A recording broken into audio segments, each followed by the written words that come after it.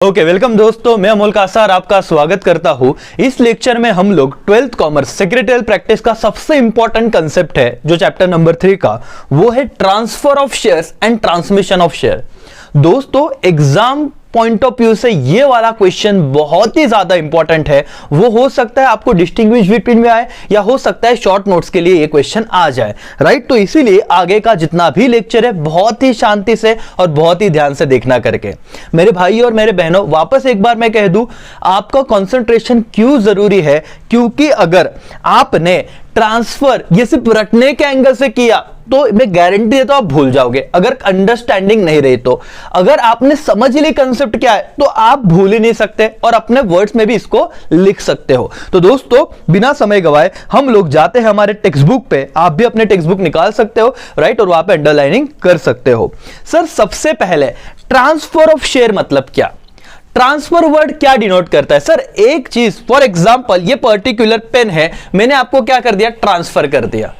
तो सर एक चीज, एक बंदे ने कोई एक पर्टिकुलर थिंग किसी दूसरे पर्सन के पास पास ऑन किया, ट्रांसफर किया, इतना इजी है। तो इसमें क्यों इन्होंने ये पूछा है करके, क्या दिक्कत थी इनको? तो दोस्तों आपको जितना इजी लग रहा है, इजी है, लेकिन अगर आपने नहीं समझा तो फिर लग जाती है, क्योंकि ट्रांसफर और ट्रांसमिशन में दिक्कत आती है, क्योंकि शेयर तो दोनों ही केस में one person to another person जा रहे हैं। तो फिर फर्क क्या है वो समझने के लिए हम लोग अब डिटेल में पढ़ेंगे। सबसे पहले आपके दिमाग में कोई भी कंफ्यूजन ना रहे, सारी बातें सारे थॉट दिमाग से निकाल दो। अब क्या रहेगा, सिर्फ और सिर्फ हमको एक कंसेप्ट क्लियर करनी है, और वो क्या है, ट्रांसफर ऑफ शेयर की।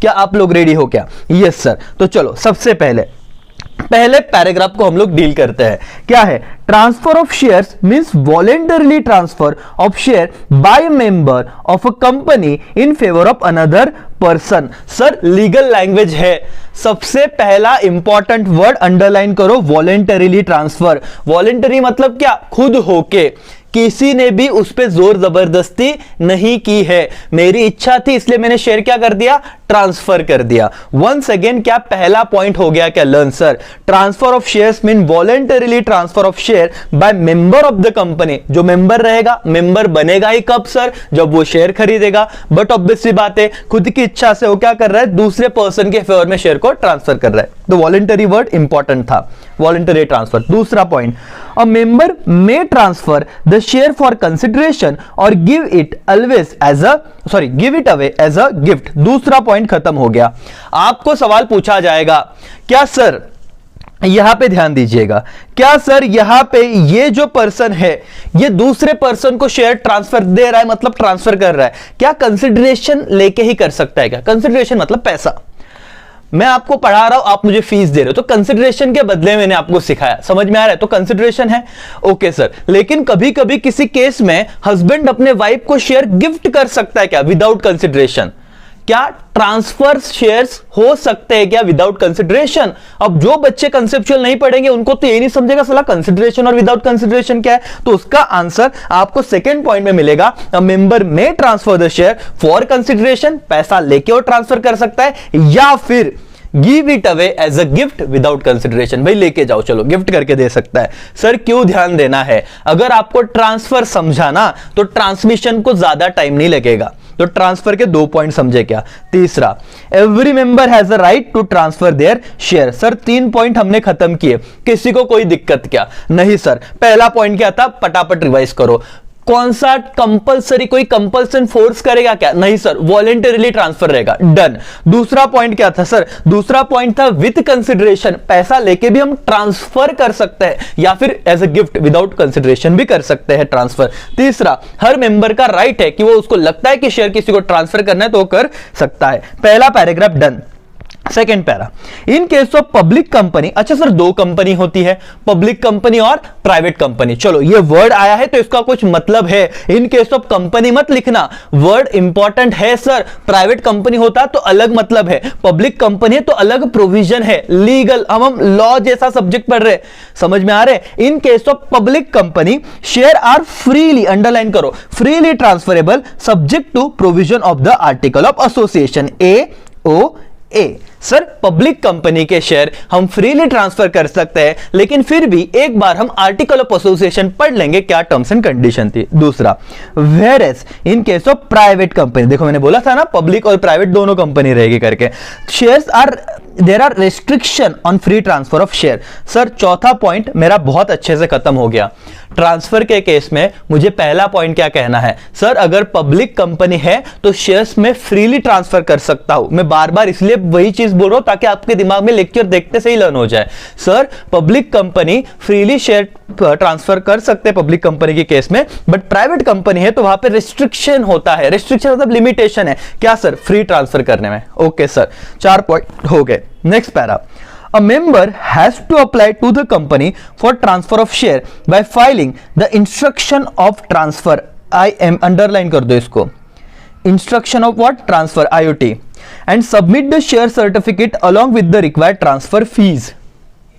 सर समझो इसे, जो मेंबर है जिसे अपने शेयर किसी दूसरों को ट्रांसफर करना है। अब पांचवा पॉइंट बहुत टेक्निकल है, मुझे मेरे शेयर किसी और को ट्रांसफर करने हैं तो क्या करना पड़ेगा। एक सवाल सिंपल सा पूछ लिया जाएगा क्योंकि आप प्रोफेशनल हो, आपने पढ़ाई करके रखी है, 12वीं में सेक्रेटरियल प्रैक्टिस सब्जेक्ट पढ़ा था। आप कहोगे सर आपको ना एक फॉर्म भरना पड़ेगा, क्या, कौन सा form, instrument of transfer, and आपको जो अपना शेयर सर्टिफिकेट था ना सर, क्योंकि वो डिनोट करता है कि आप मेंबर हो, तो क्योंकि आपने शेयर ट्रांसफर कर दिया तो शेयर सर्टिफिकेट भी क्या कर देना पड़ेगा, सर्टिफिकेट भी दे देना पड़ेगा उसके साथ। और ट्रांसफर की कुछ फीस होती है, हो सकता है कुछ फीस होती है, इसीलिए देखो, and submit the share certificate along with required, मतलब जितना फीस होगा उतना। Okay, member who is transferring the share is called transferor and to whom the share are transfer is called transferee. ये दो वर्ड जिंदगी में बहुत कंफ्यूजन कराते हैं। अब आपके मन में एक सवाल चल रहा होगा, सर इतना धीरे पहले तो आप पढ़ा रहे हो, दूसरा ट्रांसफरर और ट्रांसफरी, क्यों इतना कंफ्यूजन हो सकता है, हमको तो नहीं लगता, अभी नहीं एग्जाम में लगेगी। दोस्तों लास्ट टाइम बताऊंगा, अमोल कासार अगर आपको शेयर दे रहा है, मेरे शेयर आपको ट्रांसफर कर रहा हूं, सबसे पहले टेक्निकल पॉइंट नंबर 5 मुझे पूरा बताओगे। इंस्ट्रूमेंट ऑफ ट्रांसफर होना लिखना पड़ेगा, मुझे फिल करना पड़ेगा। उसके साथ और क्या करूंगा मैं सर, मेरा share certificate with required fees के साथ में आऊंगा। उसके साथ साथ सर मैं क्योंकि मेरे शेयर ट्रांसफर कर रहा हूं तो मैं क्या कहलाया जाऊंगा, ट्रांसफरर, अंडरलाइन। और जिसको शेयर ट्रांसफर किए जा रहे वो कौन होगा, ट्रांसफरी। बहुत बार ट्रांसफरी में गलती हो जाती है, जिसको शेयर मिले मेरी तरफ से वो ट्रांसफरी हो गया। चलो सर 5 पॉइंट मैंने खत्म किए। आगे ट्रांसफर ऑफ शेयर में 5 मार्क का एक क्वेश्चन भी आ सकता है, इसलिए मैं पॉइंट वाइज आपको बता रहा हूं। आगे, a member can sell either the part of और इंटायर शेयर हेल्ड बाय, हो सकता है अमोल कासार के पास 100 शेयर है तो 50 शेयर में अभी ट्रांसफर कर सकता हूं, 50 है खुद के पास रख सकता हूं, ठीक है सर। नेक्स्ट 6 पॉइंट भी खत्म। 7th, transfer is said to be completed only when transfer is registered in the register of member, ROM। दोस्तों एक सवाल आपको पूछा जाएगा, बताओ कि ट्रांसफर आपने पूरा पढ़ा है एज ए स्टूडेंट, आप लोग मुझे बताइए कि कब ट्रांसफर के इस प्रोसीजर को कंप्लीट समझा जाएगा। जब sir transfer is said to be completed only when the transfer is registered in the, कहां पे, रजिस्टर ऑफ मेंबर में, जब सारी प्रोसीजर को अपडेट किया जाएगा, जब नाम वाम जिस बंदे को दिया उसका नाम आ जाएगा। Under the depository system transfer of share is automatically done on the basis of delivery against the payment. वो सर डिपॉजिटरी सिस्टम क्या है पता है, चैप्टर नंबर 9 में मैं आपको बताऊंगा कि डिपॉजिटरी डीमैट अकाउंट क्या होता है, इलेक्ट्रॉनिक फॉर्म में सारे ट्रांजैक्शन हो रहे हैं, वहां पे बहुत ही सिंपल है। ऐसे मैंने शेयर के ट्रांसफर बेचे, सामने वाले ने खरीद लिया तो वो बहुत फास्ट होता है। Once the share are transfer the liability of the transferor ends, खत्म। मैं अमोल कासार ने सारे शेयर बेच दिए, मैंने शेयर बेच दिए तो उससे रिलेटेड जो भी लायबिलिटी होगा मेरा खत्म हो जाएगा। Okay sir, stamp duty has to be paid on the transfer of share in physical form but in demat form no stamp duty payable, underline point नंबर 8वां में कहूंगा इसे, सुन लो मेरी बात सर और मैडम।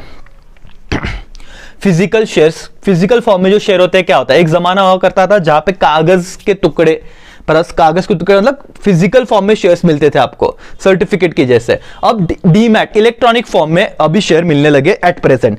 सर और मैडम स्टैंप ड्यूटी किस पे देना पड़ता था, शांति से इस लाइन को पढ़ो और मुझे बताओ। मैं चाहता हूं कि कुछ बातें आप अपनी तरफ से बताओ, बोलो। Sir stamp duty has to be paid on transfer of share in physical form, underline 100 बार, in physical form, but in demat form no stamp duty is be payable. मतलब सर शेयर ट्रांसफर हुए हैं, क्या stamp duty देना है क्या? आप कहोगे आपका आंसर गलत है। आप पूछना क्या सर फिजिकल फॉर्म में है शेयर, फिजिकल फॉर्म में है या डीमैट फॉर्म में है? आपको अगर कहा कि डीमैट फॉर्म में तो नो स्टैंप ड्यूटी, अगर फिजिकल फॉर्म में तो स्टैंप ड्यूटी देना पड़ेगा। What do mean by stamp duty sir? As per the Indian stamp act 1899 a tax is payable to the central government when the transfer deed is executed. Stamp duty is, underline करो अगर गलती से आ जाता है exam में, 0.25%, point 25% नहीं, option A 25%, option B 0.25%, तो answer क्या रहेगा? 0.25% on the market value of the share as on the date of execution of the transfer. Sir बहुत ही टेक्निकल था, प्रोफेशनल लेवल पे ऐसे सवाल आ सकते हैं, लेकिन मैं चाहता हूं कि आप इन डिटेल ही सब करो। स्टैंप ड्यूटी कितना था? 0.25%। कौन सा फेस, कौन से वैल्यू पे? मार्केट वैल्यू पे। ठीक है सर, चलो एनीवेज अब दोस्तों ट्रांसफर का पॉइंट खत्म हो गया आपका। 7 से 8 पॉइंट आपने देख लिए, और आपको टेक्स्ट बुक में से अगर आप लेक्चर पॉज करके पढ़ना चाहते हो वापस एक बार पढ़ लो। मैंने क्योंकि धीरे धीरे हर एक लाइन एक्सप्लेन किया, आप वन गो फटाफट पढ़ो, आपको सारी बातें समझ जाएगी। Refusal to transfer of share, कौन से केसेस है जहां पे ट्रांसफर को रोका जा सकता है, रिफ्यूज किया जा सकता है? पढ़ लेते हैं। Board of director have the authority to refuse registration of the transfer of share, yes उनके पास अथॉरिटी है। और notice of refusal giving the reason for transfer, refusing transfer by board is to be sent to the member within 30 days from the date on which instrument of transfer was delivered to the company. 30 दिन underline करो। अमोल कासार ने company को बोला, company मेरे को share transfer करना है। Company बोलती है झोल लग रहा है इसमें, कंपनी रिफ्यूज करेंगे, लेकिन उस रिफ्यूजल का रीजन कंपनी ने मुझे बताना है कितने दिनों के अंदर, within 30 days from the date on which instrument of transfer was delivered to the company. मैं कंपनी को कहता हूं ना सर ये लो मेरे शेयर इसके नाम पे ट्रांसफर कर दो, अब कंपनी कहेगी रुको हमको थोड़ा डाउट है, रिफ्यूज अगर करना है तो कितने दिनों के अंदर? 30 दिन, जब से कंपनी के पास डॉक्यूमेंट गया है। The board may refuse registering the transfer under the following condition. एक 5 मार्क का सवाल आ जाएगा, अनएक्सपेक्टेड है, आधी जनता इसे नहीं करके जाएगी। सर क्या मजाक कर रहे हो, ट्रांसफर तो कितना सिंपल था। ट्रांसफर एंड ट्रांसमिशन का डिफरेंस भी सिंपल है। अनएक्सपेक्टेड क्वेश्चन क्या होगा? बताओ ऐसे कौन से कंडीशन है जिसके अंदर board of director company transfer के जो प्रोसीजर है या ट्रांसफर को रिजेक्ट कर सकते हैं, रिफ्यूज कर सकते हैं। हर एक बच्चा वहां पे किस्सा करके आएगा, नहीं समझेगा। अब सुनो एकदम सिंपल सारी बातें मैं आपको बताता हूं। पहला पॉइंट, एक एक पॉइंट हम शांति से पढ़ेंगे और समझेंगे। when the provision for transfer of share as given in the article of association is not fulfilled by the member। वाह वाह वाह, इसमें क्या लर्न करे सर? मुझे लगा कोई बहुत डिफिकल्ट बात होगी, लेकिन नहीं, आपको भी क्वेश्चन ऐसे ही लगेगा। आप क्वेश्चन पढ़ोगे साला क्या मजाक है, हम लोग कंडीशन तो सर हमसे लर्न नहीं होती, लर्न करना क्या है भाई? आपको सिंपल कहना है when the provision for transfer of share, जो भी ट्रांसफर ऑफ शेयर से रिलेटेड प्रोविजन दी गई है, कहां पे sir? In the AOA article of association is not fulfilled by the member. अगर मेंबर ने आर्टिकल ऑफ एसोसिएशन में दिए गए कोई भी प्रोविजन को किससे रिलेटेड? ट्रांसफर ऑफ शेयर के रिलेटेड, अगर फॉलो नहीं किया तो खत्म बात, आपके ट्रांसफर को रिफ्यूज कर दिया जाएगा। Point number 1। Point number 2, when the instrument of transfer is not as per the rule prescribe under the companies act. Sir जब भी कोई भी इंस्ट्रूमेंट ऑफ ट्रांसफर है वो कंपनीज एक्ट 2013 के हिसाब से अगर नहीं है, उनके रूल्स के हिसाब से रिजेक्ट कर दो। When the instrument is not accompanied by the share certificate, match नहीं हो रहा है उससे।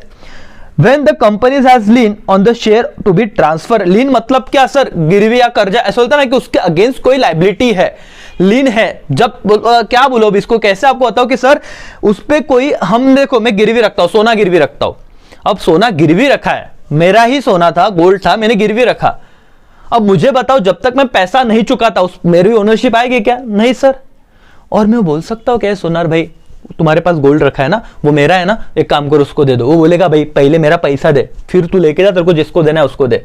तो अगर लीन है किसी शेयर पे, भाई जब्त किया या फिर गिरवी रखा है, कोई भी चीज है, उस केस में मैं ट्रांसफर कर ही नहीं सकता क्योंकि मेरी लायबिलिटी उसके अगेंस्ट अभी बाकी है। मैं कैसे लायबिलिटी ट्रांसफर कर दूं? समझ में आ रहा है? Okay sir. सर 4 पॉइंट है, बिल्कुल ध्यान से देखो, कुछ भी नामुमकिन नहीं है, आपको क्वेश्चन समझना होगा। The board may refuse registering the transfer under the following condition. पहला कंडीशन क्या था? AOA के टर्म्स एंड कंडीशन को आपने फॉलो नहीं किया। दूसरा, इंस्ट्रूमेंट जो ट्रांसफर का है वो प्रिस्क्राइब जो रूल है कंपनीज एक्ट के उसको फॉलो नहीं किया। ये 2 पॉइंट बहुत सिंपल है। तीसरा, शेयर सर्टिफिकेट से मैच नहीं हो रहा है, आपकी बात है। और चौथा, lien, underline, company has lien on the share to be transfer. आगे, a member may appeal to NCLT. Sir NCLT क्या है? National company law tribunal. आप लिख लो इसका फुल फॉर्म, वहां पे नहीं दिया होगा। एक कोर्ट है। देखो रेगुलर लेक्चर की तरह सारी बातें मैं आपको बता रहा हूं, घाई नहीं है। घाई करनी होती सर तो फिर हमको एसपी समझता है नहीं, हम भूल जाते हैं। और हर एक वर्ड आपको ध्यान में रहना चाहिए। अ member may appeal to NCLT, अगर कंपनी ने अमोल कासार के शेयर को रिफ्यूज कर दिया ट्रांसफर करने से, और अमोल कासार को लग रहा है कि भाई नहीं मेरे तो सारे कंडीशन फुलफिल थे, तो मेरे साथ तो धोखा हो जाएगा, मेरी आवाज कहां सुनी जाएगी सर, मैं कहां पे कंप्लेंट कर सकता हूं। जैसे आप हाई कोर्ट, सुप्रीम कोर्ट बोलते हैं ना, वैसे एक स्पेशल कोर्ट है एनसीएलटी। फुल फॉर्म लिख लो, नेशनल कंपनी लॉ ट्रिब्यूनल। लिखा, national company law tribunal. A member can appeal to NCLT, अगर मैच द पेयर्स में या फिलिंग द ब्लैंक्स में आ गया तो आपको लिखते आना चाहिए। Against the refusal by the board within the period of 30 days. Underline करना, कितने दिन में अमोल कासर सर कोर्ट में जा सकते हैं एनसीएलटी में? 30 days from the date of what? Refusal. From the date of receipt of refusal notice. Underline करना, मैच द पेयर्स में आ जाएगा। पहला लाइन बहुत ही टेक्निकल था, और आज के बाद आप अपने दोस्तों को बताओगे। पूछना सवाल, भाई सवाल पूछो अपने दोस्तों को जिन्होंने कहां पे भी एसपी लगा के रखा होगा। पहला सवाल उसे पूछना कि तुझे पता है क्या कि ट्रांसफर ऑफ शेयर में बोर्ड रिफ्यूज कर सकता है? वो बोल देगा हां। उसको दूसरा सवाल पूछो, अब इस केस में लेकिन तुझे लगता है कि तेरे सारे कंडीशन, तूने एक भी कंडीशन को वायलेट नहीं किया, तोड़ा नहीं, वो बोर्ड की गलती है रिफ्यूज करके, अब तू क्या करेगा? 99% जनता आंसर ही नहीं दे पाएगी। क्यों सर? क्योंकि उन्होंने रटा हुआ है। और तुम अगर आंसर दे रहे हो तो तुम कमाओगे, पैसा कमाओगे, क्योंकि अब तुम्हारे पास नॉलेज है। और देखना वो शॉक हो जाएंगे। आप कहोगे कि तुम कहना उसे भाई तू जा सकता है, तू कंप्लेंट कर सकता है, वो बोलेगा कि इधर सुप्रीम कोर्ट में जाओ। क्या बोलेगा? नहीं, वो तो नॉर्मल जो कोर्ट है वो है, अभी स्पेशल कोर्ट बना है। कौन सा court? NCLT, national company law tribunal. कब तक जा सकता है? 30 दिन के अंदर। 30 दिन कब से? From the receipt of what? Refusal notice. Okay sir, if no notice is received, लेकिन नोटिस मिला से नहीं तो क्या? The member can apply within 60 days, appeal within 60 days in case of private company and within 90 days in case of public company. Sir ये chart बना के दो ना। ठीक है, चलो मैं आपको चार्ट बना के देता हूं, लिख लेना आप भी। क्या है सर? ओके, रिफ्यूजल का, रिफ्यूजल मतलब क्या है? ये मेंबर है, ध्यान से देखना, ये मेंबर है, इसको नोटिस मिला कि आपका शेयर क्या हो गया है? रिजेक्ट हो गया है, रिफ्यूज हो गया है। तो इसे क्या करना है अब इस केस में? केस करना है, मतलब अपील करना है। ओके सर, अपील कर सकता है ये? Yes sir. कितने दिनों में? 30 डेज। लिखो 30 days from the date of what? Receipt of refusal का notice, RRN, receipt of refusal of notice. 30 day from the date of receipt of refusal notice. Okay sir, आगे 30 दिन में वो वहां पे अपील कर सकता है, मान लिया सर। लेकिन एक लाइन था सर, क्या? If no notice is received, यहां पे लिखो, ये तो आपने लिख ही दिया करके, अपील इतने दिनों में कर सकता है। लेकिन आगे ये नॉर्मल केस, इफ नोटिस क्या? रिसीव्ड, हैंडराइटिंग को माफ कर देना, इफ नोटिस इज रिसीव्ड तो विद इन 30 डेज। अब आप लिखोगे क्या sir? If notice not received, if notice is not received. Sir दो कंपनी है, एक है पब्लिक कंपनी, एक है प्राइवेट कंपनी। बोलो, दो कंपनी है, एक है पब्लिक कंपनी, एक है प्राइवेट कंपनी। अब पब्लिक कंपनी जो है वो कितने दिनों के अंदर अपील कर सकती है? If notice is not received then appeal के केस में क्या करोगे आप? कितने दिन में जाना है एनसीएलटी के पास? तो आंसर इज व्हाट सर? ये देखो, 60 day in case of private company and 90 days in case of public company. Yes sir, चलो 90 डेज और 60 days. Okay sir, done, done. Yes sir, 30 दिन, 60 दिन, 90 दिन, इतना याद रखो। मेरे भाई और मेरी बहनों, कंपनी कोई भी रहने दो, सुनो ध्यान से, अगर कंपनी ने, बोर्ड ऑफ डायरेक्टर ने मना कर दिया आपको क्या करने से, रिफ्यूज कर दिया आपके ट्रांसफर को, तो आप कितने दिनों के अंदर एनसीएलटी के पास जा सकते हो? From the date of receipt of refusal notice 30 days, खत्म सर।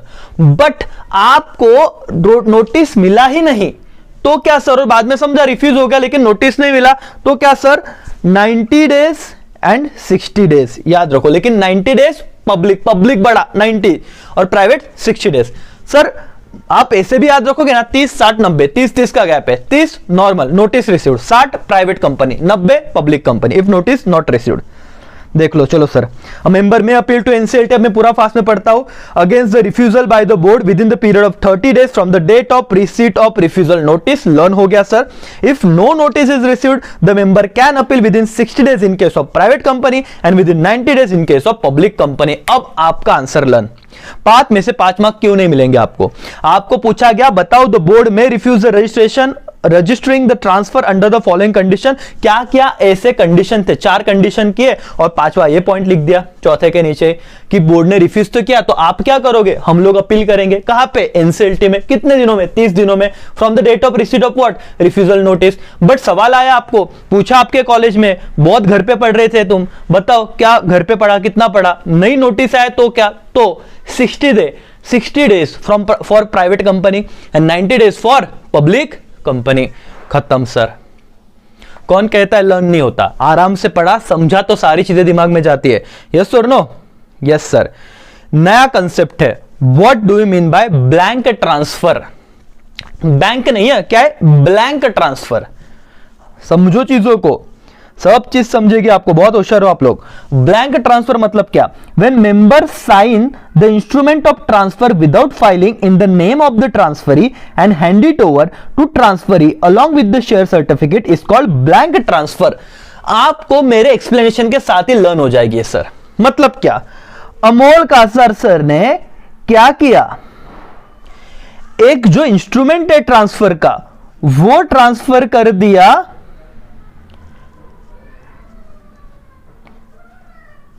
एसएसआर को, सुशांत सिंह राजपूत सर को। ठीक है, अमोल कासर ने एसएसआर जी को ये शेयर ट्रांसफर कर दिया। अब मैंने कहा कि एसएसआर जी मतलब वो मेरे एक रोल मॉडल थे, लेकिन ठीक है अभी वो हमारे बीच में नहीं है, लेकिन हम एक रिस्पेक्ट के साथ उनका नाम ले रहे हैं। सर के एसएसआर जी को मैंने ट्रांसफर किया, लेकिन उस ट्रांसफर में उनका नाम नहीं था। उनको कहा कि आपको आगे किसी को ट्रांसफर करना है, तो नाम लिखा क्या? नहीं, तो क्या हो गया? ब्लैंक हो गया, नाम नहीं लिखा ना। क्या था? When the member sign the instrument, sign तो कर दिया अमोल कासर ने, यहां पे साइन एकदम भारी कर दिया, of the transfer without filling in the name of the transferee, लेकिन मैंने ट्रांसफरी का नाम लिखा कि ऐसे सर नहीं लिखा। And hand it over to transferee, मैंने उनको ये क्या कर दिया? इंस्ट्रूमेंट हैंड ओवर कर दिया, उनको मैंने शेयर सर्टिफिकेट भी दे दिया और सब बातें हो गई, लेकिन क्योंकि नाम नहीं लिखा था इसलिए इसे क्या कहा जाता है? Blank transfer. खत्म। Blank transfer enable easy purchase and sale of share at the blank transfer form can be sold any number of times। तो एसएसआर आगे किसे दे देगा? सपोज दे दिया मनोज सिंह को, मनोज ने आगे किसे दे दिया? संजीव को, संजीव ने किसे दे दिया? रवि को। तो मल्टीपल टाइम ट्रांसफर हो सकता है क्योंकि वहां पे ट्रांसफर का नाम ही नहीं है, right? Okay. The intermediate buyer need not pay stamp duty as a holder of blank transfer from enjoy all the right of member is entitled to have। और दोस्तों जिनके पास ब्लैंक ट्रांसफर होता है, मतलब इंटाइटल, ये इंटरमीडिएट, इन लोगों को stamp duty देने की जरूरत नहीं, लेकिन मेंबर्स के सारे राइट एंजॉय कर सकते हैं क्योंकि उनके हाथ में उस दिन क्या है? वो ओनर है, ये बताने का सर्टिफिकेट है। ओके सर, ब्लैंक ट्रांसफर हो गया। What do you mean by forge transfer? पहले नॉर्मल ट्रांसफर समझा, ट्रांसफर रुकेगा तो क्या करना है? रिफ्यूजल, वो कंडीशन देखिए और वो बातें देखिए। ब्लैंक ट्रांसफर सिंपल कंसेप्ट था। Forge, duplicate. Forge transfer where the signature of the transferor is forge, company should not register such a transfer of share. मतलब अमोल कासर सर के अगर सिग्नेचर किसी ने कॉपी मार ले, डुप्लीकेट, उसको बोलते हैं ना गलत तरीका, तो उसे फॉर्ज ट्रांसफर कहते हैं। क्या भाई और बहनों आपको ट्रांसफर समझा क्या? ये स्क्रीनशॉट निकाल के लिख देना करके। ओके, क्या आपको ट्रांसफर समझा क्या? ये तो पॉज करके लिखो। बहुत बड़ा कंसेप्ट था, ट्रांसफर डन। अब ट्रांसमिशन की ओर बढ़ते हैं। किसकी ओर? ट्रांसमिशन। क्या? बहुत छोटा कंसेप्ट है, और ये समझ गया तो आपको डिस्टिंग्विश आ जाएगा, आपका 5 मार्क्स आपके आपके जेब में। चलो, transmission of share takes place due to operation of law, underline.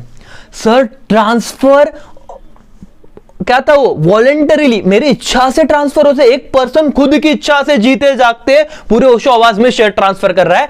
Transmission में एक पॉइंट आया, ऑपरेशन ऑफ लॉ। सर ये क्या है? आप सिर्फ देखो, मजे लो आगे। Transmission of share takes place due to operation of law that share of member is automatically transfer to another person on his death, अगर वो मर गया। इंसॉल्वेंसी, शिवाजी द बॉस देखा है क्या? इंसॉल्वेंट मतलब उसके सारे प्रॉपर्टी, मूवी रजनीकांत का, सारे प्रॉपर्टी को मतलब बेच देते, इंसॉल्वेंट हो जाते, सिर्फ वो 1 रुपए का सिक्का लेके निकलते करके, वो भी उनको मिलता है, राइट। सो ये डेथ, इंसॉल्वेंसी, इंसेनिटी, पागल हो गया ऑफ अ मेंबर। सर ये मुद्दा खत्म।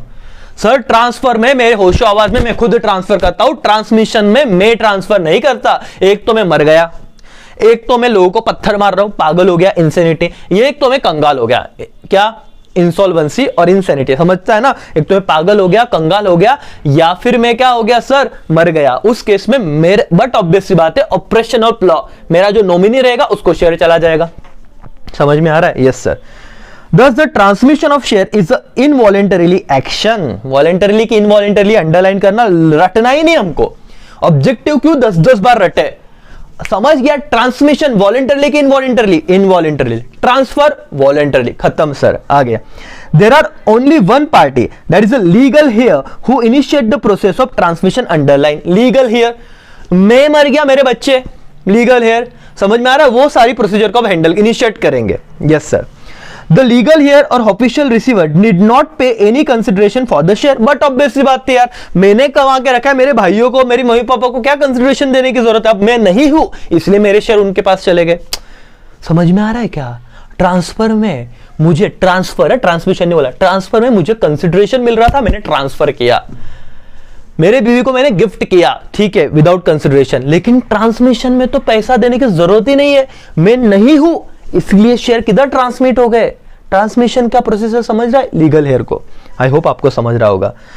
नीड नॉट टू पे एनी कंसिडरेशन, समझ रहा है ना? Yes sir. Original liability of the member continue in case of transmission, underline. Sir मेरे पास 10 रुपए का लाइबिलिटी था, तो मेरा शेयर जब ट्रांसमिट हुआ ना, उसके साथ लाइबिलिटी भी ट्रांसमिट हुई, उनको 10 रुपए देना पड़ेगा। आप समझ में आ रहा है क्या?